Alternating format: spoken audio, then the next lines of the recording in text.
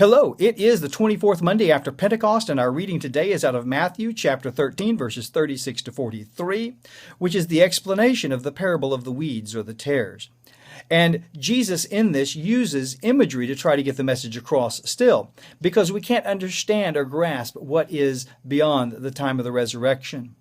So Jesus is describing the wheat as the righteous, the tares, the weeds, as the unrighteous, and says that the unrighteous will be bundled up by the angels, will go out and gather them up and bundle them up and throw them into the furnace, and that the righteous will shine brighter than the sun.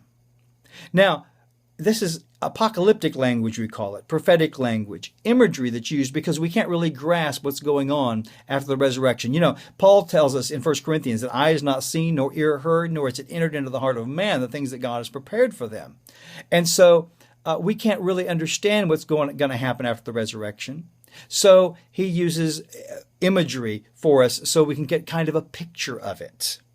And just like we won't shine so bright that we'll all have to wear sunglasses to look at each other so we don't burn our glorified retinas, likewise, we have to pull back perhaps from our desire to always look at the scriptures about the unrighteous in literal terms. We'll see that of the righteous as being, well, sure, that's figurative, but we'll want the unrighteous to literally burn in the furnace.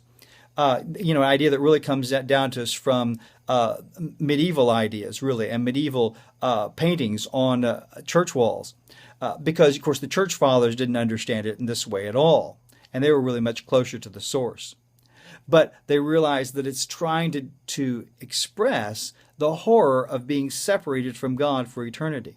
And the only way that they could express that imagery is in ideas of the physicality of pain and that sort of thing.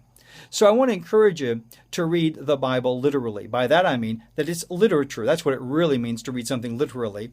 That it's literature. That you read it in its own context and its own terms. And that you understand when there's being apocalyptic or prophetic imagery being expressed there.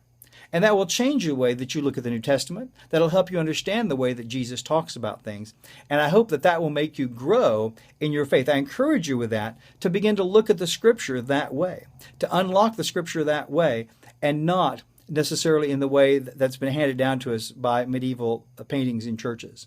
I encourage you with that word today, and I look forward to seeing you tomorrow.